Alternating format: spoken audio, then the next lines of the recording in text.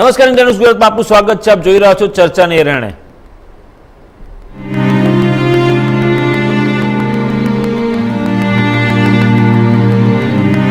Ambulance की आवाज से आप समझ गए होंगे कि अभी भी बॉडी को यहाँ पे लेके जाया जा रहा है।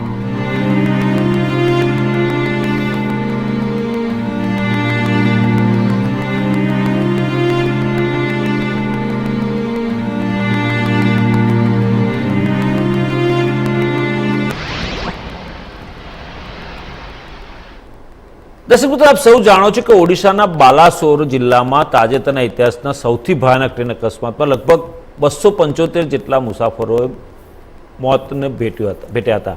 આ એક ચોંકાવનારી ઘટના છે. એટલા ભયાનક અકસ્માતની કલ્પના પણ કરી શકાય તેમ નથી, કારણ કે એક સાથે 2 પેસેન્જર ટ્રેન સહિત 3 ટ્રેનો અકસ્માતની ઝપેટમાં આવી ગઈ, જેના કારણે આટલી મોટી સંખ્યામાં રેલવે મુસાફરોના અકાળે અવસાન થયા અને 1000થી વધુ લોકો ઘાયલ થયા. એક જ ઝટકામાં સેંકડો પરિવારો દુઃખના સાગરમાં ડૂબી ગયા. સંવેદના અને વળતરની કોઈ રકમ તેમના દુઃખને હળવી કરી શકે નહીં. જેમણે પોતાના પ્રિયજનોને ગુમાવ્યા છે તેઓ આ ઘટનાને જીવનભર ભૂલાવી શકશે નહીં. દુર્ઘટનાગ્રસ્ત કોરોમંડલ એક્સપ્રેસ અને યશવંતપુર હાવડા એક્સપ્રેસમાં જીવ ગુમાવનારા મુસાફરોના સ્વજનોને આવા દિવસો જોવાની ભગવાન મનાઈ કરે. આ દુર્ઘટનાની તીવ્રતા એ હકીકત પરથી જાણી શકાય છે કે તેમણે માત્ર દેશ જ નહીં પરંતુ વિશ્વનું ધ્યાન ખેંચ્યું છે. આંતરરાષ્ટ્રીય સ્તરે પણ શોકની લાગણીઓ વરસવામાં આવી રહી છે. તેથી તે સ્વાભાવિક છે કે અને રેલવે મંત્રીની સાથે વડાપ્રધાન પણ અકસ્માત સ્થળે પહોંચ્યા હતા. બાલાસોરમાં હૃદયદ્રાવક ટ્રેન દુર્ઘટના એવા સમય થઈ જ્યારે ટ્રેનોના સલામત સંચાલન માટેના પગલાં તેની અસર બતાવી રહ્યા હતા અને તેના કારણે ટ્રેન અકસ્માતોની સંખ્યામાં પણ ઘટાડો થઈ રહ્યો હતો. આ ભયાનક દુર્ઘટનાએ ફરીથી સલામત રેલ કામગીરીનો પ્રશ્ન સપાટી પર લાવી દીધો છે.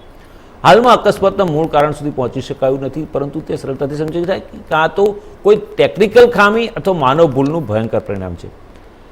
માનવીય ભૂલ ઘણીવાર બેદરકારીનું પરિણામ પણ હોઈ શકે છે. કોઈ પણ સંજોગોમાં તે સારી નિશાની નથી કે પ્રાથમિક તપાસમાં જાણવા મળ્યું છે કે કોરોમંડલ એક્સપ્રેસ લૂપ લાઇન પર ઊભેલી માલગાડી સાથે અથડાઈ અને તેની બોગી તે ટ્રેક પર પડી હતી જેમાંથી યશવંતપુર હાવડા એક્સપ્રેસ પસાર થઈ રહી હતી. એવું લાગે છે કે આ બીજી ટ્રેનના ડ્રાઈવરને સ્વસ્થ થવાની કોઈ તક મળી જ નથી. ખરેખર શું થયું તે તો તપાસ બાદ જ ખબર પડશે. એ વાત સાચી છે કે ઉચ્ચ સ્તરીય તપાસના આદેશો આપવામાં આવે છે. સીબીઆઈની તપાસની પણ વાત છે, પરંતુ સંપૂર્ણ તપાસ થઈ રહી છે તે જોવું જોઈએ અને વડાપ્રધાને કહ્યું તેમ દોષિતોને કડક સજા પણ સુનિશ્ચિત થશે. તે જ સમયે સુરક્ષિત રેલ કામગીરીને સર્વોચ્ચ પ્રાથમિકતા આપવી જોઈએ અને તમામ ટ્રેનોને બખ્તર કવચ સિસ્ટમથી સજ્જ કરવાનું કામ છે જે અકસ્માતોને રોકવા માટે કામ કરે છે. તેને ઝડપી બનાવવું જોઈએ. બાલેશ્વરની ઘટના દેશ માટે દુઃખની વાત છે. દુઃખની આ ઘડીમાં શોક વ્યક્ત કરવાના નામે સસ્તી રાજનીતિઓ ચાલી રહી છે. જે પ્રકારે કોંગ્રેસ સહિત અન્ય પાર્ટીઓ છે, વિપક્ષી પાર્ટીઓ, એ લોકોએ જે રીતે હલ્લાબોલ શરૂ કર્યું અને જે પ્રકારે માગણી કરવાનું શરૂ કર્યું અને રાજનીતિ રમવાનું શરૂ કર્યું, આટલી ભયંકર દુર્ઘટના, આટલી મોટી કરુણાંતિકા અને તેમાં 275થી વધુ લોકોના મોત, તેનો શોકનો મલાજો પણ જાળવ્યો નહીં અને જે રીતે વિપક્ષો રાજનીતિ કરવા માંડ્યા. અકસ્માત થયો એ દિવસે તમામ પાર્ટીઓએ શોક વ્યક્ત કર્યો અને જે બધી વાતો કરી માત્ર દેખાડા પૂરતી હતી, પરંતુ બીજા દિવસથી જ જે પ્રકારની રાજનીતિ થવા માંડી સસ્તી પ્રસિદ્ધિ માટેનું હોય એવું લાગી રહ્યું હતું. અને આ જ મામલે આપણી સાથે ચર્ચા કરવા માટે સ્ટુડિયોમાં ઉપસ્થિત છે 2 રાજકીય વિશ્લેષકો, દિલીપ ગોહિલ અને જયવંત પંડ્યા, અને આ ઉપરાંત કોંગ્રેસના નેતા ભાવિકભાઈ અમીન. આ ત્રણનું સ્વાગત છે. ભાવિકભાઈ, સૌથી પહેલો સવાલ તમને કરું, કારણ કે વિપક્ષે પ્રહારો શરૂ કર્યા છે, રાજનીતિ શરૂ કરી છે. આટલી મોટી દુર્ઘટના અને દુર્ઘટનામાં 275થી વધુ, જે મેં કહ્યું એમ, તો જે રીતે અકસ્માત થયો એ માનવીય ભૂલ હોઈ શકે, કોઈ પણ ટેકનિકલ પ્રોબ્લેમ હોઈ શકે અને એને કારણે આ અકસ્માત થયો, પરંતુ એમાં જે મોતના મુખમાં ધકેલાઈ ગયા નિર્દોષ મુસાફરો, એ મુસાફરોના મોતનો મલાજો પણ ન જાળવ્યો અને જે પ્રકારના આક્ષેપો કરવામાં આવ્યા. તો તમને એક વસ્તુ યાદ કરાવું કે યુપીએ સરકારના છેલ્લા 9 વર્ષના આંકડા મારી પાસે છે અકસ્માતના, એમાં 1477 ટ્રેન અકસ્માતો થયા હતા, જે 2005 અને 6 તેમજ 13 અને 14 ની વચ્ચે આ અકસ્માતોમાં 2217 લોકોએ મોતને ભેટ્યા હતા. તો શું આ જે 9 વર્ષ યુપીએ સરકારના હતા અને 9 વર્ષ મોદી સરકારના છે, એમાં 638 જ અકસ્માતના બનાવો બન્યા છે અને 2015થી 2022 સુધીમાં અકસ્માતોમાં 781 લોકોના આત્મહત્યા થયા છે. તો આમાં રાજનીતિ કરી જે પ્રકારની પ્રસિદ્ધિ મેળવવાનો કોંગ્રેસે પ્રયાસ કર્યો છે, શું આ યોગ્ય લાગે છે? તમારા ચેનલના માધ્યમથી જે 275 મૃતકો જે અકાળે મૃત્યુ પામ્યા છે તેઓને હું અને મારા કોંગ્રેસ પરિવારને મારી પાર્ટી તરફથી એમ લોકોને શ્રદ્ધાંજલિ આપીએ છીએ, અને જે લોકો ઘાયલ થયા છે હજારોની સંખ્યામાં છે અને એ લોકો જલ્દી સ્વસ્થ થઈ જાય તેવી અમે પ્રભુ કામના કરીએ છીએ. રહી વસ્તુ છે અહીંયા એક્સિડન્ટની વાત આવે છે, તો આ મોટો દુર્ઘટના જે બની છે એ આપણા દેશના માટે બહુ દુઃખદ સમાન જે આ કિસ્સો બન્યો છે, પરંતુ અહીંયા જે વસ્તુ આવે છે જવાબદારી લેવાની. આજે તમે જુઓ કે કોઈ જવાબદારી લેવા તૈયાર નથી, બધા પોતપોતાની રીતે એવું કે છે કે ભાઈ એક્સિડન્ટ થયો, બધી જ વસ્તુ બરાબર છે. આપણે જે સુરક્ષા કવચની વાત કરીએ તો જે મંત્રાલય જે રેલવે મંત્રાલય છે એમના મંત્રીએ ચોખ્ખું એવું કીધેલું છે કે ભાઈ 2022 ની અંદર અમે આ બધી વસ્તુ એકચ્યુઅલમાં સુરક્ષા કવચ જે લાવ્યા હતા ને જે ટેકનોલોજી હતી એ મનમોહનની સરકાર વખતે લાવ્યા હતા. એ 2012માં પરીક્ષણ કર્યું ને તે વખતે જે તે વખતે શરૂઆતમાં 65 એન્જિનોની અંદર આ વસ્તુ સુરક્ષા મૂકેલી હતી. ત્યાર પછી એમને જે આગળ ધપાવવાનું હતું એ આગળ ધપાઈ ના શક્યા. 2022 ભાવિકભાઈ તમને રોકવા માંગુ સુરક્ષા કવચની જે વાત કરો છો, સુરક્ષા કવચની જે ટેકનોલોજી છે એ ટેકનોલોજી એકચ્યુઅલી જે એક જ ટ્રેક ઉપર બે ટ્રેન સામસામે આવે ત્યારે તે બંને ટ્રેનો આ કવચને કારણે અટકી જાય અને અકસ્માત ન થાય. સુરક્ષા કવચ આ છે. અને કોંગ્રેસ જે મુદ્દો છેડી રહ્યું છે, તો તમે અત્યારે જે વાત કરી રહ્યા છો સુરક્ષા કવચ ઇમ્પ્લિમેન્ટ કર્યું, સુરક્ષા કવચ ઇમ્પ્લિમેન્ટ કર્યું છે અને કરી રહી છે સરકાર, પરંતુ એક ટ્રેક પર બે ટ્રેન આવે તો અકસ્માત ના થાય. પરંતુ આ તો લૂપ લાઇનમાં ગઈ છે ને પછી જે પ્રકારનો અકસ્માત થયો છે એ ટેકનિકલ ખામી હોઈ શકે અથવા તો માનવ ભૂલ હોય, પરંતુ આમાં રાજનીતિ કેમ કરવામાં આવી રહી છે? હું તમને બધી એ જ વસ્તુ કહેવા માંગુ છું. હું વાત કરતો તો જ ને તમે એ જ વસ્તુ મારા ધ્યાન પર લાવ્યા. હું હજુ પણ તમને કહું છું કે ટેકનિકલ ખામી હોય, ટેકનિકલ ખામી ચલો માની લો કે બે ટ્રેન વચ્ચેની હોય, અહીંયા અકસ્માત 3 ટ્રેનની વચ્ચે થયો છે એટલે બે ટ્રેક અલગ અલગ ને બે ટ્રેકની અંદર આ અકસ્માત થયો છે, એટલે ચોક્કસપણે આપણે એવું કહી શકીએ કે આ માનવ સર્જિત ભૂલ કહેવાય. અને માનવ સર્જિત જો ભૂલ હોય તો એના માટે પ્રશાસન જવાબદાર હોય, તો પ્રશાસને પોતે જવાબદારી લેવી જોઈએ, પરંતુ અત્યાર સુધી એ પોતે જવાબદારી લેતા નથી. એટલે વિપક્ષ એમની પર આ વસ્તુની કાર્યવાહી મતલબ એ માંગ કરી રહ્યા છે. આમે દુર્ઘટના થઈ છે, દુર્ઘટના થતી હોય છે, બધી જ વસ્તુ બરાબર છે, પરંતુ જે તે સમયમાં જે તે વિભાગે એ પોતે એની જવાબદારી સ્વીકારવી પડે.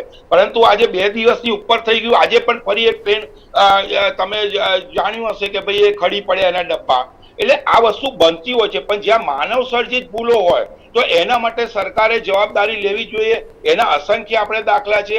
આજની તારીખમાં બી તમે જુઓ બિહારની અંદર જે છે ગંગા નદી પરનો જે પુલ છે એ આખો નાખો તૂટી પડ્યો, તો એના માટે આપણે શું વિચારવાનું, શું કહી શકીએ? આ માનવ સર્જિત જ કહેવાય ને, આ કુદરતી તો માનવ સર્જિત હોય. સરકારે પણ કહ્યું છે કે માનવ સર્જિત હશે.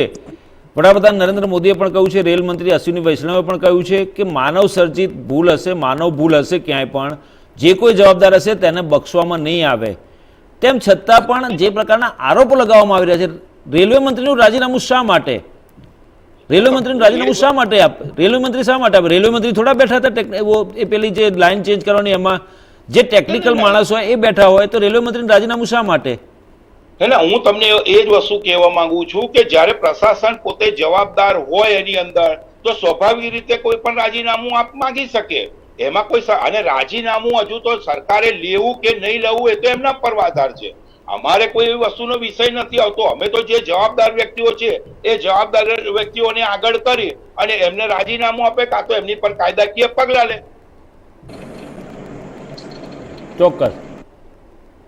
ચોક્કસ. દિલીપભાઈ, તમારી પાસેથી જાણવા માંગીશ કે જે પ્રકારે અકસ્માત થયો અને પછી એક દિવસ દરેક પાર્ટીએ, મેં પહેલાં પણ કહ્યું કે દરેક પાર્ટીએ એક દિવસ એનો મલાજો જાળવ્યો, પણ બીજા દિવસથી ચાલુ થઈ ગયું બધાનું. મમતા બેનર્જી હોય, અધીર રંજન ચૌધરી હોય, પવન ખેડા હોય, તમામ રાજકીય વિપક્ષો જે છે એના નેતાઓએ બેફામ આક્ષેપો કરવાનું શરૂ કરી દીધું. શું કહેવું છે તમારું આ બાબતે? પણ બેફામ આક્ષેપો ન કરે તો શું કરે? એટલે પ્રશંસા કરે કઈ સરકારની કે વાહ ભાઈ વાહ, બહુ સરસ કામ કર્યું, દોડી ગયા, રાહતના કાર્યક્રમમાં લાગી ગયા. માત્ર વિપક્ષે શા માટે બધાએ ટીકા કરવું પડે એમ છે? કોઈકની તો જવાબદારી હોય ને. અને તમે જે સવાલ પૂછ્યો એનો ઊંધો સવાલ પૂછ્યો, રાજીનામું શા માટે ન આપે? કોઈ એક જણાની જવાબદારી ખરી કે પછી બધા હાથ ઊંચા કરી રાખવાના? આજે શબ્દ વાપરવામાં આવે છે, રાજનીતિ કરવામાં આવે છે. આ ભાજપના આઈટી સેલને શોભે એવો શબ્દ છે, એટલે એ લોકો બોલે ત્યાં સુધી બરાબર છે. આઈટી સેલનું કામ છે આવા શબ્દો પૂછવાનું કે રાજનીતિ કેમ કરો છો. તો સરકાર આવો અકસ્માત થાય મોટો, આટલા લોકોનો જીવ જાય તો સવાલો નહીં પૂછવામાં આવે. મોરબીમાં આટલા લોકો ગયા તો લોકો સવાલ નહીં પૂછે. જેને કોન્ટ્રાક્ટ આપવામાં આવ્યો હતો એ કોન્ટ્રાક્ટ કેવી રીતે આપવાનો એના જયેશ પટેલે પકડ્યો જ નહીં. આખી ચૂંટણી પૂરી થઈ ગઈ ત્યાં સુધી એ ભાગતો ફર્યો, એને પકડવામાં નહીં આવ્યો કારણ કે એને પકડવાનો નહોતો, રસ હતો એને ન પકડવામાં આવે. તો સવાલો તો પૂછાશે ને. એટલે સવાલો પૂછવાનું કામ છે અને રાજનીતિ ન કરો એવું કહેવાનું કામ ભાજપના આઈટી સેલનું છે. એટલે એ કરે, એ લોકોનું રાજકારણ છે, ભાજપનું અને વિપક્ષનું. પણ સવાલો પૂછવાને માત્ર વિપક્ષે નહીં, આવી બાબતમાં જનતાએ પણ સવાલો પૂછવા પડે કે તમે ટેકનોલોજીની બધી બહુ વાતો કરો છો, ટેકનોલોજી ગઈ ક્યાં? દર વખતે કેમ ટેકનોલોજી જતી રહી છે? દર વખતે એટલે અગાઉની સરકાર હોય, અગાઉના 10 વર્ષની યુપીએની સરકાર હોય કે હવે પછીની 9 વર્ષની એનડીએની સરકાર હોય, એ બંને સરકારો એક સરખી વાત કરે છે કે હવે ધ્યાન રાખીશું, હવે ટેકનોલોજી લઈ આવીશું, ટેકનોલોજી અપગ્રેડ કરીશું.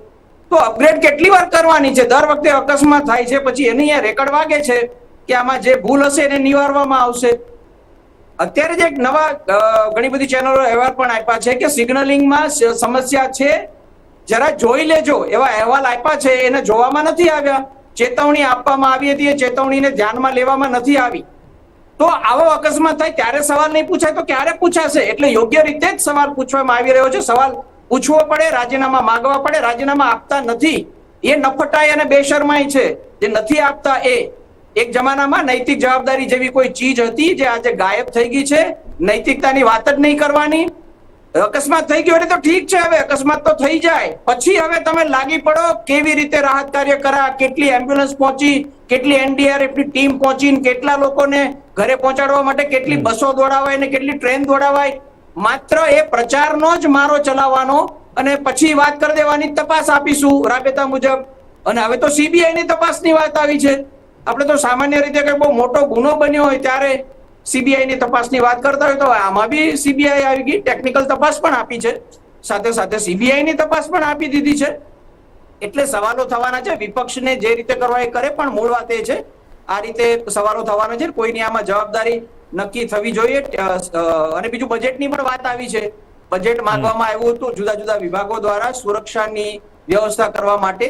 તો એ બજેટમાંથી કેટલું ફાળવાયું, કેટલું ન ફાળવાયું, એ બધાના હિસાબો પણ નીકળશે. વાત એ છે કે સરકાર સામે સવાલો પૂછાવા એ તંદુરસ્ત લોકશાહીની નિશાની છે. અકસ્માત થાય એ બધાનું એને દુઃખ હોય છે, પણ વધારે દુઃખ એ વાતનું છે કે અકસ્માત થયા પછી અમને સવાલો જ ના પૂછવા, એ જે રાજનીતિ થઈ રહી છે એ વધારે કે સવાલો પૂછવાના નહીં. અકસ્માત થાય એટલે તમારે ભૂલી જવાનું. લોકો મર્યા તો મર્યા, આવે તો ઠીક છે, અકસ્માત થાય એમાં કોઈ શું કરે. એ જે રાજનીતિ છે એ વધારે દુઃખ આપે એવી છે. એટલે સવાલો થવા બહુ જરૂરી છે. વારે વારે ટેકનિકલ કારણે બહુ બધી વાતો થાય છે. ટેકનોલોજી જાણે બધી આવી જ ગઈ છે અને કવચના ખુલાસા આપે છે. તો આપણે તો સામાન્ય માણસ છીએ, ટેકનિકલ માણસ નથી. સામેથી ચાલતી આવતી ટ્રેન જોઈને જો એક એન્જિન અટકી જતું હોય તો ડબ્બા પડ્યા હોય આગલા ટ્રેક ઉપર, એને જોઈને ના અટકી જાય તો પછી એ તમારી કેવી ટેકનોલોજી કે માત્ર ચાલતી વસ્તુ હોય ટ્રેક ઉપર તો જ અટકશે.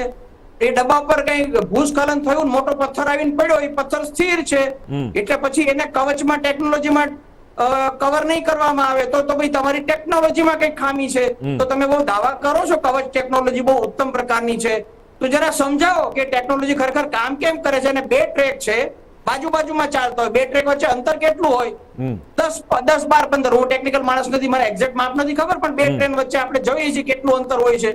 તો સામે આવતી ટ્રેન એક એન્જિન છે, સામે આવતા બીજા એન્જિનને સીધમાં જોઈ શકતું હોય તો 10 ફૂટ આડે જમણે કે 10 ફૂટ ડાબે ના જોઈ શકે, એટલો ટેકનોલોજીમાં સુધારો ન થાય.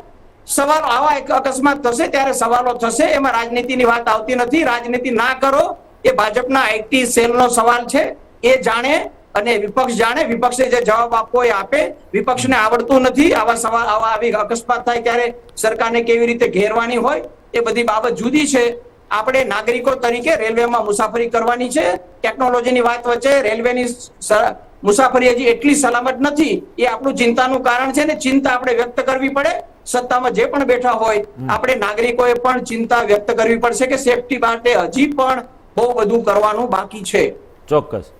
જયવંતભાઈ, તમારી પાસેથી જાણીશ કે ચાલુ વર્ષના બજેટમાં એટલે કે 2023-24ના રેલવે બજેટમાં 2.40 લાખ કરોડનું બજેટ ફાળવવામાં આવ્યું છે, જે યુપીએ સરકારના 2013-14 કરતાં 9 ગણું વધારે છે.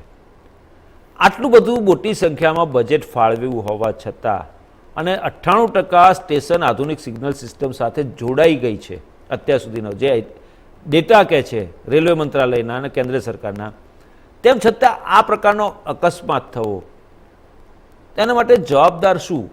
આ સિસ્ટમ જે છે એ ખામીયુક્ત સિસ્ટમ લગાવી છે અથવા તો એને 98% કામ પૂરું કરી દેવા માટે કે પ્રશંસા મેળવવા માટે કરીને આખું આ કરવામાં આવ્યું હોય એ પ્રકારનું લાગે? શું લાગે તમને આમાં? સૌથી પહેલા તો જે ઇન્ટરલોકિંગ સિસ્ટમ કે છે ઇલેક્ટ્રોનિક, એને સમજવાની જરૂર છે. મને તો જો કે સમજાઈ નથી, પરંતુ હું જે સમજી શક્યું છું એવું કે એ ટ્રેનની સાથે સેન્સર જોડાયેલા હોય છે. એટલે સેન્સર કંઈક એ ટ્રેન સેન્સર હોય છે એવું કે છે, અને એ છે એ માહિતી આપતા હોય છે અને એના ઉપરથી પછી સિગ્નલની નક્કી થતું હોય છે. પરંતુ તમે જુઓ કે અત્યારે એઆઈ ટેકનોલોજી આવી છે નવી, હવે જે આવી રહી છે એ બધી, એ એઆઈ ટેકનોલોજી વિશે પણ ગૂગલના વડા હોય કે એટલે પૂર્વ વડા હોય કે બીજા કોઈ પણ હોય એવું કહી રહ્યા છે કે આ બહુ ખતરનાક વસ્તુ છે. તમે ટેકનોલોજીની વાત કરો બહુ સારી વાત છે, પણ ટેકનોલોજીના ભરોસે તમે બેસી ન શકો. ટેકનોલોજી તમને મદદરૂપ થઈ શકે, પરંતુ એ ઓવરઓલ તો ટેકનોલોજી છે અને મગજ નથી હોતું. ઘણી બધી વાર એવું થતું હોય છે કે ક્યાંક કોઈક રીતે આજે પૂરપાટ 160 કિલોમીટરની સ્પીડે દોડતી હોય, પરંતુ કંઈક એવું વચ્ચે અવરોધ આવી ગયો તો એના નિર્ધારિત સમયે ન પણ પહોંચી શકે. તો એ બધા જ આમાં છે એ ગણતરીમાં લેવા પડે. એમાં પ્રોગ્રામિંગ થતું હોય છે અને પ્રોગ્રામિંગમાં તમારે એ ધ્યાન રાખવું પડે કે આવા જે કઈ અપવાદો બની શકે તો એ અપવાદોને તમે કઈ રીતે એને ટેકલ કરશો, અને એ અપવાદોમાં માનો કે બીજી ટ્રેન છે એ જતી હોય તો એને કઈ રીતે તમારે ટ્રેક બદલવો પડશે, ટ્રેક કઈ રીતે બદલાશે. હવે આમાં અઘરા બધા ટેકનોલોજીકલ શબ્દો આવે છે, લૂપ લાઈન ને આ તે ને મેઇન લાઈન ને, એ આપણને ખબર નથી કે આ ટેકનિકલ ભાષામાં એનો શું અર્થ થાય છે. પણ આપણે તો એના આધારે સમજવાનો પ્રયત્ન કરીએ કે આવી કોઈક જે પેલી કોરોમંડળ ટ્રેન છે એ જતી હતી અને એ માલગાડીના ડબ્બા સાથે અથડાઈને એના ડબ્બા છે આની જે કહેવાય કે બેંગ્લોર હાવડા એક્સપ્રેસની ટ્રેક ઉપર પડ્યા હતા. હવે એ એટલી કાં તો પૂરપાટ સ્પીડે હશે, કાં તો એના ડ્રાઈવરનું ધ્યાન નહીં હોય, અથવા તો એક ક્ષણમાંથી તૂટી ગયા હશે, જે કઈ બન્યું હશે. પરંતુ એ આખો તપાસનો વિષય છે અને તપાસ થયા પછી જ આપણે, કારણ કે અત્યારથી બધું કહી દેવું, મીડિયા ટ્રાયલ ચલાવવું બહુ સહેલું છે કે ભાઈ આ જવાબદાર છે, આ જવાબદાર છે, પણ જ્યાં સુધી આખી વાત બહાર ન આવે અને કોને શું, કોની ક્યાં ચૂક રહી ગઈ એ બહાર ન આવે. અને બીજું કે આમાં તમારે કેટલાક નાના સમાચાર પણ ધ્યાનમાં રાખવા પડે અભિજીતભાઈ. દાખલા તરીકે દિલ્હીના કેટલાક વિસ્તારો એ એવા છે કે ત્યાંથી નીકળતી વખતે જે ટ્રેનના પેલા હોય છે એ લોકો પ્રાર્થના કરતા હોય છે રીતસર, ને એ બનાવો 2021 થી માંડીને 2022માં 76% વધારો થયો છે. ને એ બનાવો કયા છે તો ત્યાં પથ્થરમારો કરવામાં આવે છે.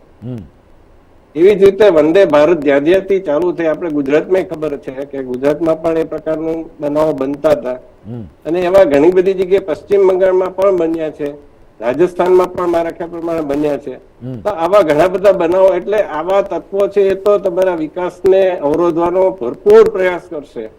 પરંતુ હવે આવા બનાવો બન્યા છે તો એ પછી તમે શું પગલા લીધા એ પણ પૂછવું જોઈએ. હું સમજ છું દિલીપભાઈ સાથે કે પ્રશ્નો પૂછવા જ જોઈએ, પરંતુ સાથે સાથે પ્રશ્નો વિપક્ષને પણ પૂછવા જોઈએ કે તમે જયારે સરકારમાં હતા ત્યારે કેટલા બનાવો બન્યા હતા, અને સાથોસાથ તમે મમતા બેનર્જી છે સ્થળ ઉપર અને રેલવે પ્રધાન હાજર હોય એની હાજરીમાં એ 3 ડબ્બામાં હજી પણ તમારે જોવાનું બાકી છે. પેલા કે છે કે બધું જોવાઈ ગયું, અને રાજ્ય સરકાર છે બીજા વિપક્ષની છે, ઓડિશાની છે, બીજુ જનતા દળની, એ કે છે કે બધું પતી ગયું છે આખું જે કહેવાય કે બચાવની કામગીરી, અને છતાંય તે પેલી વાતને વળગી રહે છે ને ટીવીની બધા મીડિયાની હાજરીમાં આ બધું થઈ રહ્યું છે. તો એ બહુ શરમજનક છે. બે પક્ષ, હું એક પક્ષ નથી કહેતો, બે પક્ષ છે કે આ પ્રકારનો વાદ વિવાદ કરવો જ્યારે આ ઘટના બની હોય ત્યારે, તો એ ખરેખર શરમજનક છે. આવી વિપક્ષની રાજનીતિ છે કદાચ દેશના ઇતિહાસમાં પહેલીવાર જોવા મળી છે. અમે આજે કોઈ બચાવ કામગીરીમાં તમે મદદરૂપ થયા, શું કર્યું, એ બધું તો વાત ઘરે ગઈ. એટલે એ પણ આપણે ગણતરીમાં લેવું પડે કે ભાઈ બચાવ કામગીરીમાં, કારણ કે પહેલા એવા પણ બનાવો બનતા હતા કે કેટલાય દિવસો સુધી બચાવ કામગીરી ચાલતી રહેતી હતી, પાછી ટ્રેન છે પુનઃ સ્થાપિત થતી નહોતી. એ બધું પણ છે, પરંતુ હું આને કોઈ રીતે એનો બચાવ નથી કરતો. આ ઘટના છે સૌથી એમાં 200 પરથી 250 ઉપર જેના મૃત્યુ થયા છે અને ખૂબ ખરાબ રીતે આખું થયું છે. ટેકનોલોજીની વાત થતી હોય, દિલીપભાઈ સાથે સહમત છું કે જયારે એવા છાતી એમ કે પોળી કરીને બોલતા હોય કે ભાઈ અમે તો આ કરી નાખ્યું, તે કરી નાખ્યું, ત્યારે એ પ્રશ્ન થવો જ જોઈએ કે તમે એ કરી રાખ્યું, દાવો કર્યો, બહુ સરસ, અમે તમારી પીઠ થાબડીએ છીએ, અમે તમારા વખાણ પણ કરીશું, વંદે ભારતના વખાણ કરવા જ પડે. પરંતુ સાથોસાથ આવા બનાવો બને ત્યારે એને પણ ભરપૂર એની તપાસ થવી જોઈએ, જવાબદાર લોકોને બરાબર શિક્ષા થવી જોઈએ અને આવા બનાવો ન બને. કારણ કે તમે જ જેમ સમાચારમાં કહ્યું એમ બીજી પણ આવી ગાડીના પાટા ઉપરથી ઉતરી જવાના પણ સમાચાર આવ્યા છે. તો એ ન બને એના માટેની હવે હું તમને નાનકડો દાખલો આપું કે મોરબીનો ઉદાહરણ બન્યું, દિલીપભાઈ પણ વાત કરી, એનો ઉલ્લેખ કર્યો. એમ છતાંય એમાંથી આપણે બોધપાઠ લેતા નથી. તો અટલ ફૂટ બ્રિજ ઉપર કેટલા લોકો જશે, કેટલા નહીં જાય. મને એક માહિતી મળી છે કે ભાઈ એમાં કોઈ એવી ચકાસણી નથી કરવામાં આવતી. તો આ પ્રકારની જે પછી બેદરકારી રાખવામાં આવે છે એ બેદરકારી ન હોવી જોઈએ. દાખલા તરીકે સાળંગપુરમાં તમે જાઓ તો ત્યાં કોઈ એવી રેલિંગ કે કઈ વ્યવસ્થા જ નથી. બધાય, હું પોતે જાતે અનુભવ કરેલો છું કે ત્યાં લોકોનો ધસારો એટલો બધો હોય છે કે, અને રસ્તા સાંકડા છે, મંદિરની અંદરની વાત કરું છું, ગટર ખુલ્લી છે, એ લોકોએ નીક બનાવેલ છે, ગટર મીન્સ કે પાણીના નિકાલ માટે કે જે કઈ હોય તે. એમાં વૃદ્ધનો પગ પડી જાય, બાળકોનો પગ પડી જાય તો મચકો ઉડાવી શકે, દોડા દોડી થાય તો શું. તો એવી કોઈ ત્યાં વ્યવસ્થા જ નથી. વિકાસ તમે મૂર્તિ બનાવી દીધી, બધું સરસ કર્યું, પરંતુ આ જે બધી પ્રાથમિક વસ્તુ હોય કે ભાઈ લોકોનો ધસારો થશે તો શું કરીશું, તો એની કોઈ પછી એ નથી થતી, ચિંતા નથી થતી. તો આ જ પ્રકારે જયારે ઘટના બની જાય, મોરબીના પુલની ઘટના બની ગઈ, પછી તમે અટલ ફૂટ બ્રિજ પર કેટલા લોકો જશે, કેટલા, એનું કઈ નિયંત્રણ નહીં રાખી કે નહીં વ્યવસ્થા, તો એ પણ વિચારવું પડશે એવું મને લાગે છે. ચોક્કસ. દિલીપભાઈ, એક એવી વાત પણ છે કે વેસ્ટર્ન આપણે પીસીઓએમ છે હરિશંકર વર્મા, એમણે 9મી ફેબ્રુઆરી 2023ના રોજ એક પત્ર લખ્યો હતો અને એમાં સ્પષ્ટ લખ્યું હતું કે ઇન્ટરલોકિંગની જે સિસ્ટમ છે એમાં ક્યાંક ખામી છે અને બહુ સિરિયસ ગંભીર બાબત છે. કારણ કે એ વખતે એક સંપર્ક ક્રાંતિ એક્સપ્રેસને કંઈ ઘટના બની હતી ને અચાનક જ પાયલોટે, લોકોમોટિવ પાયલટે એ રોકી દીધી હતી ટ્રેન, અને એના સંદર્ભમાં રિપોર્ટ આપ્યો હતો. ને એમાં એ પત્ર પણ લખ્યો છે ને એમાં જણાવ્યું છે કે એક બહુ સિરિયસ ગંભીર બાબત છે આ, કે જેમાં ઇન્ટરલોકિંગ સિસ્ટમમાં ક્યાંક ખામી છે, એ જલ્દીથી સોર્ટ આઉટ કરવા માટેનું એમણે એ વખતે લખ્યું હતું. 9મી ફેબ્રુઆરી 2023નો આ લેટર છે. તેમ છતાં પણ રેલવે મંત્રાલયે કે રેલવેની ટેકનિકલ ટીમ છે એણે આની બાબતને ગંભીરતાથી લીધી નહીં અને લેથાજીકપણું રાખ્યું હોય. તો શું વર્તમાન સરકાર આ મામલે કોઈ પગલાં ઉઠાવશે ખરી? એટલે આમાં કોઈ એક સરકારને દોષ દેવાનો બદલે આપણે જે રીતે આ દેશમાં કામ થાય છે, એટલે આમાં આપણે પ્રોબ્લેમ એ છે કે અત્યારે જે સત્તામાં બેઠા છે એવું જ કહે છે કે આગળ તો કઈ હતું જ નહીં, જે હતું અમે જ કર્યું, આપણે એનો વાંધો છે. આપણે બાકી જે સત્તામાં બેઠા હોય એને જવાબદાર ગણી એ જ વાત છે. એટલે પેલા બી પ્રોબ્લેમ થતો હતો, અત્યારે પણ પ્રોબ્લેમ થતો હતો. એટલે આજે પ્રચાર થાય છે ને એ પૂરતો વાંધો છે. બાકી એટલે અત્યારની સરકાર એવી ભાષામાં વાત કરવાને બદલે તબક્કાવાર આપણે જે ઇન્ફ્રાસ્ટ્રક્ચર સુધારતા ગયા છે અને ટેકનોલોજી લાવતા ગયા છે, એમાં હજી ઘણું બધું કરવાની વાત છે. આપણે ડગલું ચાલીએ છીએ. પ્રોબ્લેમ એ છે કે આપણે પ્રચાર બહુ થાય છે કે અમે બહુ બધું કરી નાખ્યું, ટેકનોલોજી લાવી દીધી ને સુધારા કર્યા, પણ સાચી વાત એ છે સમગ્ર રીતે એક દેશ તરીકે સરકારોને તમે ભૂલી જાઓ. આપણે ડગલું ચાલી રહ્યા છે. આપણે જમ્પ કરવાની જરૂર છે અને માત્ર એક બાબતમાં નહીં, અર્થતંત્રમાં નહીં, ઇન્ફ્રાસ્ટ્રક્ચર સહિતની બધી જ બાબતોમાં, શિક્ષણમાં ને આરોગ્યમાં દરેક બાબત એવી છે કે આપણે ડગલું ચાલ્યા કરીશું તો બાકીના દેશો ક્યાં ના ક્યાં પહોંચી જશે. એટલે એક શાંતિથી બેસે આ દેશની બધી જ નેતાગીરી, અને આપણે શું કરવું છે ને કેવી રીતે જમ્પ મારીએ છીએ એવું ક્યારે થયું જ નહીં. આ 75 વર્ષ વીતી ગયા, એમાં તમારે 9 વર્ષ અને સરકારોના ભાગ પાડવા હોય, કોની કેટલી સરકાર, તો તમે ભાગ બી પાડી શકો છો, પણ તમે ભાગ પાડ્યા વિના 75 વર્ષ દરમિયાન જે બી લોકો સત્તામાં આવ્યા એ લોકોએ ટૂંકી દ્રષ્ટિથી કામ કર્યું છે. લાંબા ગાળાનું વિચાર્યું નથી. વસ્તી વધતી જશે એમ રેલવે ઉપર બોજ વધશે, અને રેલવે પર બોજ વધ્યો એને કારણે વધારેમાં વધારે ટ્રેન શરૂ કરવી, એની સ્પીડ વધારવી, એ બધાનું પ્રેશર છે. સ્વાભાવિક છે, પ્રેશર છે, એ પ્રમાણે તમારે કામ કરવું પડે. એટલે પછી ઝડપથી થાય. ખાનગીકરણ થયું છે, ખાનગીકરણનો વાંધો નથી, પણ ખાનગીકરણ થાય ત્યારે પછી જવાબદારી રેલવેને બદલે ખાનગી કંપની ઉપર જતી રહે, પછી એના પર વોચ રાખવામાં આવે છે કે નહીં, સુપરવિઝન થાય છે કે નહીં, આ બધી બાબતો પણ જોવી પડે. એક જમાનામાં ટ્રેન છે એનું નેટવર્ક છે ધીરે ધીરે ધીરે ધીરે વધતું હતું, એના નિયમો બહુ ચુસ્ત હતા. એ નિયમોને કારણે બને ત્યાં સુધી એક્સિડન્ટ ટળી જતા હતા. પછી જેમ સ્પીડ વધતી ગઈ એમ સમસ્યાઓ વધતી ગઈ. દાખલા તરીકે કોંકણ રેલવે બની, ખાસા લાંબા સમયે બની, અને બહુ પહાડો હતા એમાંથી વિંધીને આખી બનાવવામાં આવી. એ પછી હવે આપણે બહુ ઝડપથી વિસ્તરણ કરી રહ્યા છે. આપણે આખી નવી ડેડિકેટેડ ટ્રેન કોરિડોર બનાવી રહ્યા છીએ કે જેથી માલગાડી છે એ મુખ્ય પાટાથી હટી જાય. કારણ કે આ માલગાડી વચ્ચે હોય છે એની સમસ્યા છે. માલગાડી વચ્ચે ન હોય તો તમે બાકીના પાટા છે એના ઉપર પેસેન્જર ટ્રેનને સારી રીતે દોડાવી શકો, બે ટ્રેન વચ્ચે ગેપ રાખી શકો. કહેવાનો ભાવ એ છે કે આ બધું પ્રચારાત્મક અભિગમ છોડીને મૂળ વાત એ કરવાની છે કે જે બી તમે ટેકનોલોજી લાવો એને એવી રીતે લાવો કે જે કરો છો એ સચોટ કરો. દાખલા તરીકે જે મુખ્ય લાઈન છે દિલ્હીથી વાયા અમદાવાદ થઈને મુંબઈ, અને મુંબઈથી વાયા પુણે, બેંગ્લોર થઈને ચેન્નઈ સુધીનો માર્ગ, દિલ્હીથી કલકત્તા સુધીનો માર્ગ, દિલ્હીથી જે માર્ગ નીકળે છે નાગપુર થઈને હૈદરાબાદ જાય છે, એ રીતે કેટલાક 8-10 મોટા કોરિડોર છે કે જ્યાં 5-5, 7-7 મિનિટના અંતરે ટ્રેનો નીકળે છે, અને બહુ જ છે એના ઉપર. એ લાઈન ઉપર વધારે ધ્યાન આપવામાં આવે, ત્યાં શક્ય એટલી ભૂલો નિવારવા માટે કોશિશ થાય. દાખલા તરીકે આપણે એને પાટા બદલાવ્યા, આપણે દેશી ભાષામાં કે એક ટ્રેન છે અને બીજા પાટા લઈ જવી હોય તો એ આપણે એક માણસ જતો પેલા એ ત્યાં જઈ ચાવી ભરાવે, લોખંડની મોટી ચાવી હોય, એ ચાવી કરે ને પછી હેન્ડલ જોરથી ખેંચે એટલે પાટા બદલી જાય. હવે આજે એક પાટો બદલવા માટે એક માણસ પણ આપણે ન રાખી શકે, એટલે એ ઓટોમેટિક સિસ્ટમ થઈ છે. એક જગ્યાએથી સ્વિચ દબાવવામાં આવે રેલવે સ્ટેશનથી અથવા તો એનો જે કંટ્રોલ રૂમ હોય ત્યાંથી, અને એને કારણે મોટર ફરે અને પાટા બદલી જાય. હવે મોટર છે એની પણ ખામી હોઈ શકે, એટલે પાટા ન બદલ્યા હોય, ઇન્ટરલોકિંગ ની જે સિસ્ટમ છે પરફેક્ટ કામ ન કરે. હવે પરફેક્ટ કામ ન કરે તો સિગ્નલ ન મળવું જોઈએ. બંને બાબત જોડાયેલી છે. જો આ એક્સિડન્ટ થયું એમાં કોરોમંડલ છે એને સ્ટ્રેટ જવાનું હતું, સીધી લાઈનમાં જવાનું હતું, એને સ્ટેશને પાર્ક કરવા માટે જે લૂપ લાઈન બનાવી હતી એમાં નહોતું જવાનું. હવે જો એમાં જવાનું હોય કોઈ પણ કારણસર, અથવા તો એમ માની લઈએ કે ત્યાં જવા માટેનો પાટો ગોઠવાયેલો છે, તો પછી સિગ્નલ ગ્રીન થવું જોઈએ નહીં, એને રેડ સિગ્નલ મળવું જોઈએ.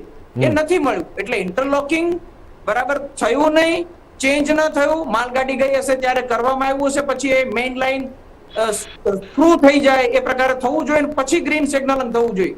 એ બધું નથી થયું. એટલે બધી બહુ ટેકનિકલ બાબતો જે કેમ થયું એની તપાસ થશે.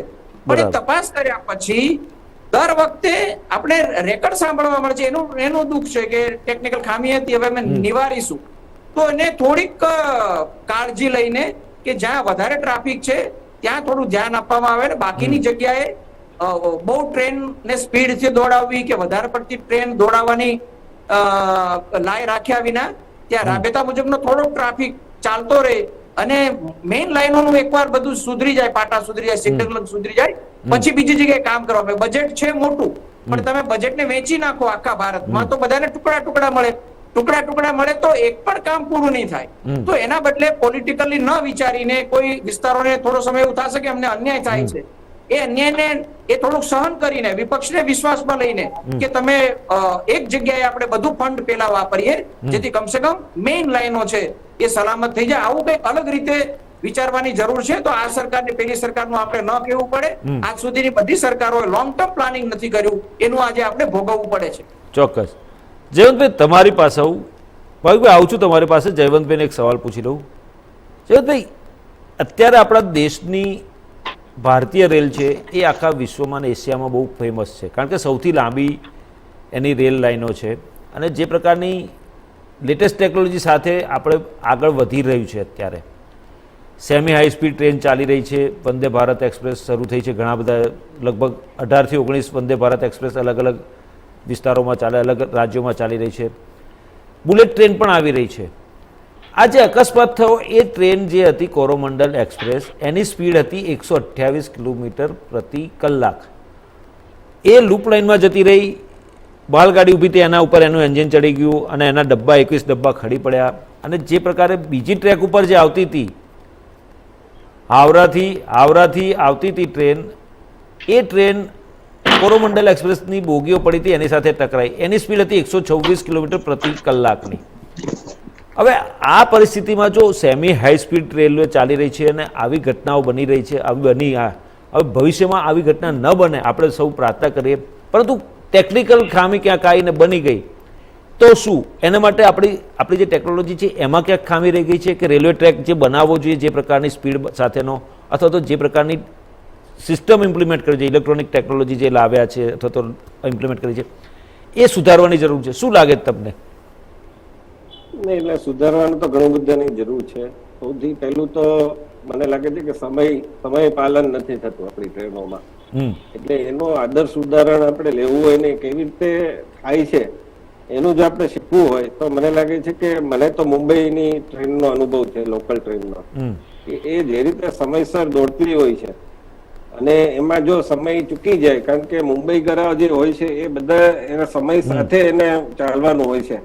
એક ટ્રેન જો મોડી પડે તો સરવાળે 1 કલાક બીજે મોડું થાય, એટલે 1-2 મિનિટના અંતરમાં 1-2 મિનિટનું મોડું થાય તો એ સરવાળે એને બોરીવલીથી એને ચર્ચગેટ જવાનું હોય કે પછી દાદર જવાનું હોય તો એને મોડા પહોંચે. તો ઘણીવાર ભૂતકાળમાં એવા પણ બનાવો બન્યા છે કે મોડી પડે તો આમ તો અપવાદ જ હોય છે બહુ, એટલે બધા કે એવા બનાવો નથી બનતા, પણ મોડા કરતા તે જે પ્લેટફોર્મ નંબર બદલાઈ જાય એવા કિસ્સામાં એને જે મુસાફરોને દોડાદોડી થતી હોય છે તો એવા કિસ્સામાં પથ્થરમારાના બનાવો બન્યા હતા. એટલે હિંસા એટલે ઇન ધ સેન્સ કે કોઈ મારામારી નહીં, તો આવી રીતે પથ્થરમારા ને એવી રીતે ઉગ્ર વિરોધ કરવામાં આવ્યો હતો. તો એમ છતાંય તે મુંબઈની જે ટ્રેનો છે એ ટ્રેનોનું જે રીતે એ લોકો શેડ્યુલ કરે છે, જે રીતે એનું ચાલે છે, અને મને તો યાદ નથી આવતું કે એમાં કોઈ એવા એક્સિડન્ટ થયા હોય કે એવા કોઈ બનાવો બન્યા હોય એની આપણને એટલું બધું ઇતિહાસ હોય, એવો ગંભીર ઇતિહાસ એવું યાદ નથી આવતું. તો એ કઈ રીતે કામ કરે છે એની પાસેથી આ બધા કર્મચારી, કર્મયોગી ને ચિંતનશીબી ને આ બધું કરે છે, તો આ પ્રકારનું પણ કરી શકાય કે ત્યાંના જે રેલવેના લોકો હોય એ લોકોને પૂછીને કે ભાઈ તમે કઈ રીતે શેડ્યુલિંગ કરો છો, કઈ રીતે અકસ્માત ને સિગ્નલ નું બધું કઈ રીતે નક્કી કરો છો, તો એ બધું આખા ભારતમાં એનો અમલ થાય તો મને લાગે છે. અને એના કારણે આપણે એવું ના માનીએ કે ભાઈ સેમી હાઈ સ્પીડ છે કે હાઈ સ્પીડ છે એવી ટ્રેનો, બુલેટ ટ્રેન છે કે એના લીધે અટકાવી દઈએ. આમાંથી આપણે બોધપાઠ લેવાનો છે, આપણે ક્રમશઃ બોધપાઠ લેતા ગયા છે. સાવ નિરાશાજનક વાત પણ નથી. આજે ઘણા બધા ટ્રેકો છે એ નેરો ગેજ પેલા હતી, પેલા છુક ગાડી દોડતી હતી, બાપુ ગાડીઓ હતી ભાવનગર મહુવા વચ્ચે, એવી ઘણી બધી વાતો હતી જેમાંથી આપણે આજે રાજધાની એક્સપ્રેસ આવી હોય કે કર્ણાવતી આવી હોય કે એવી ઘણી બધી ટ્રેનો આવી છે કે જેના કારણે આજે મુસાફરી સરળ બની છે. પણ સમય પાલનની વાત મુખ્ય છે. સાથોસાથ જે કહેવાય કે હજી રેલવે સ્ટેશનો ઉપર પણ એસ્કેલેટરની સુવિધાઓ સારી કરવા વધારે આપવાની જરૂર છે. પ્લેટફોર્મ નંબર છે, તમે ઘરેથી નીકળો ત્યારે તમને ખબર પડી જાય કે આ પ્લેટફોર્મ ઉપર છે, એ વધારે સુદૃઢ કરવાની જરૂર છે. તમે ત્યાં પહોંચો પછી દોડાદોડી થાય તો એ વસ્તુ ન થાય એ નિવારવાની જરૂર છે. હજી પણ ઘણી જગ્યાએ પેલા ઓવરબ્રિજ હોય છે જે આપણે પહેલા નંબરના પ્લેટફોર્મ પરથી ચડ્યા અને કઈ બાજુ બીજું છે અને કઈ બાજુ ત્રીજું છે ઘણી બધી જગ્યાએ નથી લખેલું. એવું મેં ટ્વિટર ઉપર પણ ધ્યાન દોર્યું હતું. ભાવનગરમાં અને અમદાવાદના અહીંયા જે વસ્ત્રાપુર રેલવે સ્ટેશન છે તો ત્યાં પણ આ બધી તકલીફો છે. ત્યાં કયો ડબ્બો આવશે એ નથી લખેલું હતું કેટલીક જગ્યાએ. આવી જે પ્રાથમિક વસ્તુ છે જેના કારણે ખૂબ, કારણ કે મુસાફરો જતા હોય, ખૂબ મોટો સામાન લઈને જતા હોય તો એની એ સામાન સાથે દોડવું, બાળકો હોય, પત્ની હોય એની સાથે દોડવું, પછી એ ચડવું, આ બધું બહુ ટેન્શન વાળું કામ થતું હોય છે. અને એમાં ઘણી બધી જે વૃદ્ધો હોય તો એને તો વધારે તકલીફ થઈ જાય. આ બધી પ્રાથમિક વસ્તુને પણ ધ્યાનમાં રાખવાની જરૂર છે. બીજું કે કેટલાક એરિયાના જે સ્ટેશનો છે તો એનું નામ બદલવાનું છે. હવે વસ્ત્રાપુર રેલવે સ્ટેશન વેજલપુર વિસ્તારમાં આવેલું, પછી આંબલી જે સ્ટેશન છે થલતેજ બાજુ આવેલું છે, તો એનું તમે સ્ટેશનનું નામ કેમ ન બદલી શકો? આટલા બધા શહેરોના નામ બદલાય છે, તો રેલવે સ્ટેશનના નામ કેમ ન બદલી શકાય, જેથી કોઈને કન્ફ્યુઝન ન થાય? ઘણા ન જાણતા હોય તો વસ્ત્રાપુર એરિયામાં જઈ શકે. આ બધી વસ્તુ એની સાથોસાથ ઘણા બધું ટ્રેનોનું વિદ્યુતીકરણ પણ થયું છે, ટ્રેકો પણ સારા થયા છે. ઘણા આપણે ભાવનગર અમદાવાદ છે તો એ બ્રોડગેજ કેટલાય વર્ષોથી આપણે સાંભળતા, હું તો નાનો હતો ત્યારથી છાપામાં વાંચતો હતો કે બ્રોડગેજની માંગણી થઈ રહી છે. એ છે ગયા વર્ષે પૂરી થઈને હવે ઇન્ટરસિટી દોડી રહી છે, તો તમે 3.5 પોણા 4 કલાકમાં પહોંચી જાવ છો ભાવનગર થી અમદાવાદ સસ્તા ભાડામાં. એવું ઘણું સારું થયું છે. પરંતુ જે આ બધી વસ્તુ પ્રાથમિક નાની નાની વસ્તુ છે, અને એની સાથોસાથ આવા બનાવો ન બને એના માટે ટેકનોલોજીકલ તમારે ચોકસાઈ રાખવી પડે. આપણે ત્યાં મુખ્યત્વે વાત એ આવે છે કે કર્મચારીઓના કામમાં ચોકસાઈ નથી હોતી, અને એક પેલાની ચોકસાઈના કારણે, એક જણની ભૂલના કારણે ઘણું બધું ભોગવવું પડતું હોય છે. તો એ ચોકસાઈ કેવી રીતે આવે એનું કરવાની જરૂર છે. અને ટેકનોલોજી તો ભૂલ કરવાની જ છે, એના માટે તમારે એના ભૂલ ન થાય એ પ્રમાણેના, એટલે તમારા ઓળખીતાને એને તમે કોન્ટ્રાક્ટ આપો એની કરતા તમે એવા લોકોને આપો કે જે બાહોશ હોય. હવે આપણે દાખલા કે થોડીક હું વાતને આડાપાટને ફંટાવું તો લગભગ જેટલી આપણે એમ કહીએ છીએ ડિજિટલ થઈ ગયું, પણ ઘણી બધી સરકારી જે પેલી વેબસાઇટો હોય છે એમાં ફોર્મ ભરવા કે બધું કરવા જાવ તો એ બધું ક્રેશ થઈ જતું હોય છે, અને એમાં ફરજિયાત પછી આરટીઓ હોય તો એજન્ટ થ્રુ જવું પડે. તો આ બધું આખું ઓવરઓલ વાત કરીએ તો ટેકનોલોજી તમે લાવી દીધી, પણ ટેકનોલોજી સારી રીતે કામ કરે એના માટે પણ માણસોની તકેદારી જરૂરી. આજે તમે પોસ્ટ ઓફિસમાં જાઓ છો તો છાસવાળે કહી દે સર્વર ઠપ થઈ ગયું, એ લોકોને કામ ન કરવું હોય તો આ પ્રકારના બહાના બધા કે સર્વર ઠપ થઈ ગયું, પછી કોઈ આપણે કઈ ડોક્યુ કરવા જવાનું નથી કે ખરેખર સર્વર ઠપ થયું છે કે નહીં. એટલે મૂળ જે વાત આવે છે કર્મચારીઓના કામ કરવાની આવે છે, ને એમાં પછી રાજનીતિ વળે છે. ને અમે પેલા કે છે કે આ તમારા સમયમાં વધારે થયું, પેલા કે તમે એમ નથી કરતા. એ જયારે વાત આવે છે ત્યારે આખી વાત મૂળ જેનો દોષ કાઢવાનો હોય છે એ વાત આડા પાટા ફંટાઈ જતી હોય છે, અને એના કારણે પછી આપણને એવું લાગે છે કે આ સુધારો આવતો નથી. ચોક્કસ. ભાઈ તમારી પાસે આવું, યુપીએની સરકાર હતી, એનડીએની સરકાર, એટલે કે 2014 સુધી યુપીએની સરકાર હતી. એ દરમિયાનમાં 2885 કિલોમીટરનો પ્રતિ વર્ષ રેલવે ટ્રેક નાખવામાં આવતી હતી. 2022-23માં 5227 કિલોમીટર નવા રેલવે ટ્રેક નાખવામાં આવે છે. 10 વર્ષમાં વાર્ષિક 3716 કિલોમીટર પ્રમાણે 37159 કિલોમીટરનો રેલવે ટ્રેક નખાયો. આ ઉપરાંત જે ઇલેક્ટ્રિફિકેશનની વાત છે તો 2014 પહેલાં દેશમાં 33% જ રેલવે વિદ્યુતીકરણ કરવામાં આવ્યું હતું, પરંતુ જે 2014 પછી જે વિદ્યુતીકરણ થયું છે એમાં 37,011 કિલોમીટરનું વીજળીકરણ કરવામાં આવ્યું છે. તો શું એ વખતે યુપીએ સરકારની ઉદાસીનતા હતી? કારણ કે બજેટ જે ફાળવવામાં આવતું હતું એ બજેટની દ્રષ્ટિએ જોવા જાવ તો બજેટ એ પ્રમાણે ફાળવવામાં આવતું નહોતું કે જે પ્રકારની ટેકનોલોજી આવતી હતી. કારણ કે આ જે સિગ્નલિંગની સિસ્ટમ છે એ તો વર્ષોથી યુપીએ સરકાર હતી એ વખતથી ઓટોમેશનમાં આવેલી છે, અને એને કારણે જે આખું જે થવું જોઈતું હતું એ પ્રકારનું કામગીરી એ વખતની સરકારોમાં નથી થઈ. તો શું કહેવું છે તમારો બાબતે? જો આપણે યુપીએ સરકારની જો વાત કરવામાં આવે તો તે વખતે જે પણ હોય એ તમારા જીડીપી હોય અને તમારી જે ઇન્કમ સોર્સિસ હોય દેશની એના આધારે ફાળવવામાં આવતા હોય છે. અને જે તમારે આજે એક વસ્તુ તમે સમજો કે જ્યારે નવો કોઈ રેલવે ટ્રેક કે આ બધી વસ્તુ થતી હોય તો દરેક જગ્યાએ છે ને એની પરિસ્થિતિ ને પરિબળો અલગ અલગ હોય. અમુક જગ્યાએ એવું છે પહાડી પ્રદેશો હોય, અમુક જગ્યાએ એવી પરિસ્થિતિ હોય કે જ્યાં ઉપર ઢોળાણ હોય કે આ બધી વસ્તુ હોય, તો એ સમયની અંદર ત્યાં કામ કરતા વાર લાગતી હોય છે. જેવી રીતે આપણે એવું કહીએ કે અત્યારે મેટ્રો ટ્રેનનો જે પ્રોજેક્ટ છે, તો મેટ્રો ટ્રેનનો પ્રોજેક્ટની અંદર શું છે, તમે જમીન સંપાદન કરીને જે સ્ટેટ લેવલ ઉપર તમારે કામ કરવાનું હોય એ આખી વસ્તુ જ અલગ હોય છે. ત્યારે આ જો મેટ્રો ટ્રેનનો પ્રોજેક્ટ આપણે પૂર્વાંચલ પ્રદેશોમાં લઈ જઈએ તો એમાં વર્ષો નીકળી જાય. એટલે આ બધા ફેક્ટર કામ કરતા હોય છે. બીજી વસ્તુ જે તમે જુઓ કે 2014 પહેલા આપણે તમે જુઓ યુપીએ 1 યુપીએ 2 ની અંદર જે આપણું બજેટનું જે સ્ટ્રક્ચર હતું એ ખૂબ જ ઓછું હતું. તે વખતે જીએસટી ના રેટ બી ઓછા હતા, એટલે ઇન્કમ સોર્સ ગવર્મેન્ટને ઓછા મળતા હતા અને એના આધારે ડેવલપમેન્ટ હતું. જ્યારે અત્યારે તો શું છે, જે 5% જે જીએસટી હતો એની જગ્યાએ અત્યારે 18% થઈ ગયો. સોર્સિસ બી ઇન્કમ સોર્સિસ બી ગવર્મેન્ટે સારા એવા જીએસટી માં લીધા છે, તેમ છતાં એ લોકો બજેટ બી સારું પાડવે છે. હું એવું નથી કહેતો કે આજની સરકાર બજેટ નથી ફાળવતી, પરંતુ બજેટ ફાળવ્યા પછી જ્યારે જે એના ગ્રાઉન્ડ લેવલ પર જે સ્ટ્રોંગ કામ થવું જોઈએ એ વસ્તુ થતી નથી, અને એમાં ટેકનિકલ ખામીઓ રહી જાય છે કે આ બધી વસ્તુ થાય છે, અને એનું પરિણામ એવું આવે છે કે આજે જનતાના જે પરસેવાના જે કમાણીના પૈસા હોય એમાંથી એમને બેલેન્સ કોઈ પણ વસ્તુ મળતી નથી. આજે મેં તમને એ જ કીધું, બિહારની અંદર આજે 1700 કરોડ, આ 1-2 કરોડ નથી, 1700 કરોડનો બ્રિજ જો તમારો પડી જતો હોય અને એ 1700 કરોડ એક જ ઝટકામાં આજે પાણીમાં જતા રહે, એટલે આ બધી વિફળતા છે. સરકારે એની તરફ ધ્યાન આપવું જોઈએ. તમે આજે આપણે એક વસ્તુ તમને કહીએ કે આપણે રેલવે પરથી, હું થોડેક એક મુદ્દા પર જતો રહો, સુરતની અંદર આપણે તક્ષશિલા કાંડ થયો હતો, એના માટે કોણ જવાબદાર મને કહો ચાલો. એટલે આ બધી વસ્તુ કેવું છે કે તમારું જે સ્ટ્રક્ચર છે, તમારે જે કામ કરવાનું છે, તમારી સરકાર ક્યાં છે, ત્યાંના તમારા શાસકો છે, જો એ પોતે વિફળતા વસ્તુ થતી હોય તો પરિણામે આજે ભોગવવાનું કોને આવે છે? જનતાને ભોગવવાનું આવે છે. આમાં કોઈ રાજનીતિનો વિષય નથી આવતો, કારણ કે વિપક્ષો હંમેશા પ્રજાના પ્રશ્નોને લઈને જ સરકાર પાસે જવાનો છે.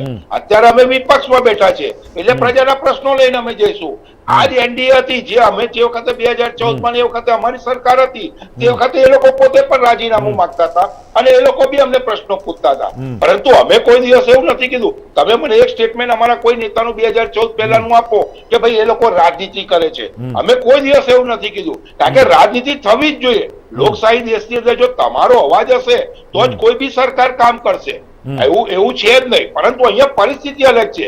મેં પહેલા તમને ડિબેટ પહેલા કહ્યું, અહીંયા જવાબદારી જે નક્કી કરવાની હોય એ જવાબદારી જ નક્કી નથી કરતા.